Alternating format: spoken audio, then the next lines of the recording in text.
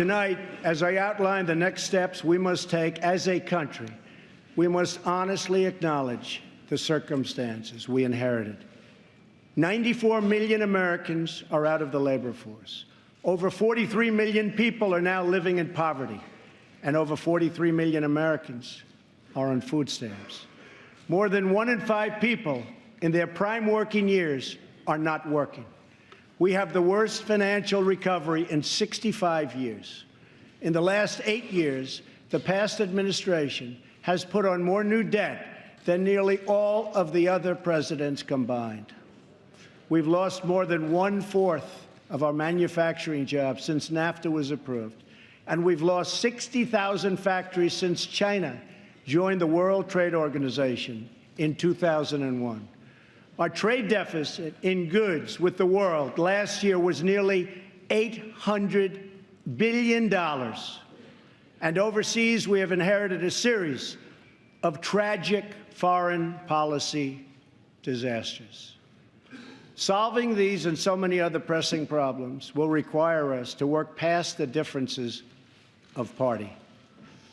It will require us to tap into the American spirit that has overcome every challenge throughout our long and storied history.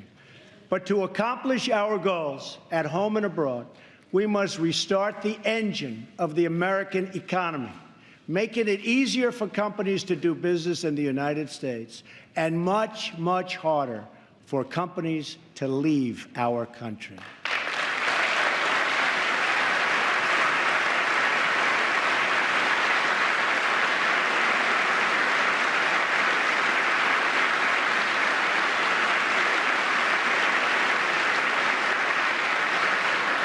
Right now, American companies are taxed at one of the highest rates anywhere in the world.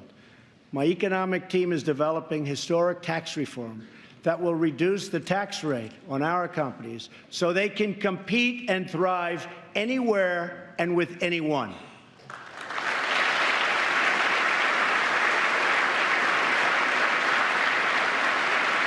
It will be a big, big cut. At the same time, we will provide massive tax relief for the middle class. We must create a level playing field for American companies, and our workers have to do it.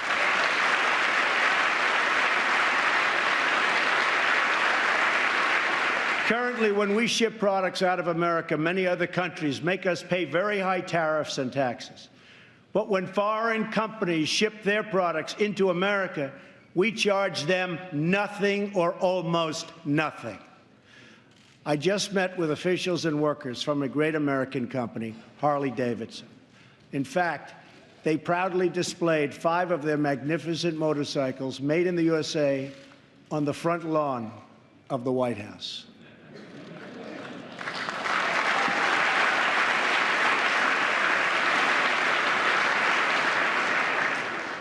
And they wanted me to ride one, and I said, no, thank you. At our meeting, I asked them, how are you doing? How is business? They said that it's good. I asked them further, how are you doing with other countries, mainly international sales? They told me without even complaining, because they have been so mistreated for so long that they've become used to it, that it's very hard to do business with other countries because they tax our goods at such a high rate. They said that in the case of another country, they tax their motorcycles at 100%. They weren't even asking for a change, but I am. I believe.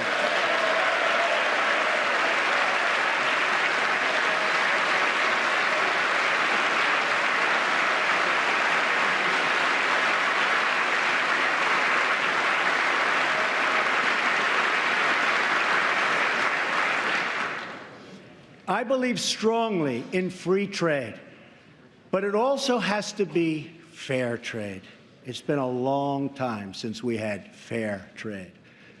The first Republican president, Abraham Lincoln, warned that the abandonment of the protective policy by the American government will produce want and ruin among our people. Lincoln was right, and it's time we heeded his advice and his words.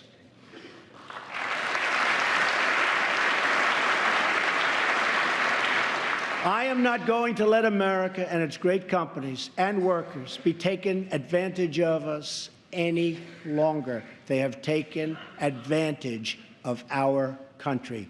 No longer.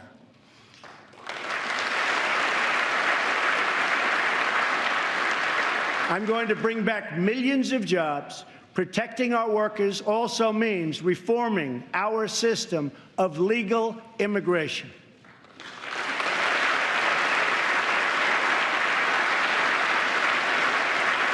The current outdated system depresses wages for our poorest workers and puts great pressure on taxpayers.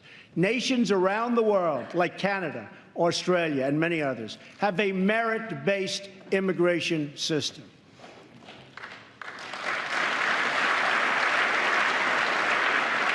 It's a basic principle that those seeking to enter a country ought to be able to support themselves financially. Yet in America, we do not enforce this rule, straining the very public resources that our poorest citizens rely upon. According to the National Academy of Sciences, our current immigration system costs American taxpayers many billions of dollars a year.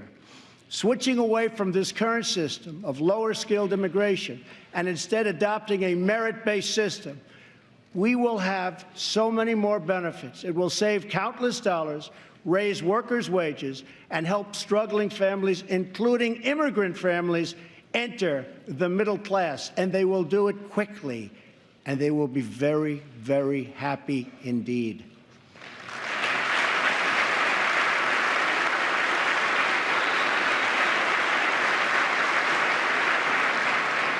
I believe that real and positive immigration reform is possible as long as we focus on the following goals: to improve jobs and wages for Americans, to strengthen our nation's security, and to restore respect for our laws.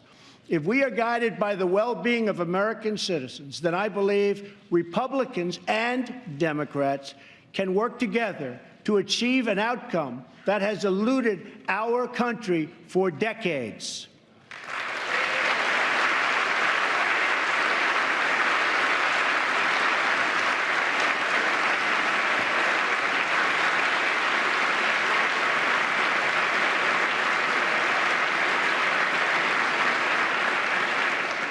Another Republican president, Dwight D. Eisenhower, initiated the last truly great national infrastructure program, the building of the interstate highway system.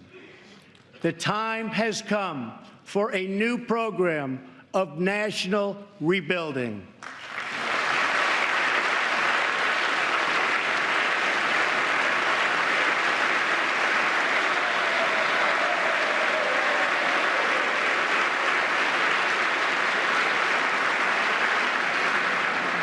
America has spent approximately $6 trillion in the Middle East. All the while, our infrastructure at home is crumbling. With this $6 trillion, we could have rebuilt our country twice, and maybe even 3 times if we had people who had the ability to negotiate.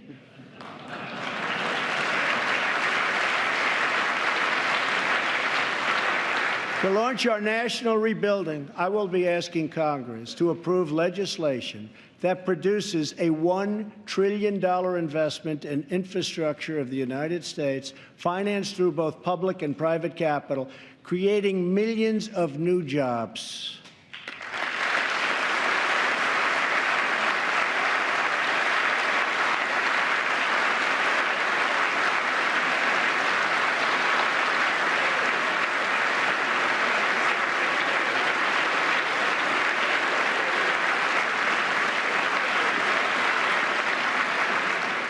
This effort will be guided by 2 core principles: Buy American and Hire American.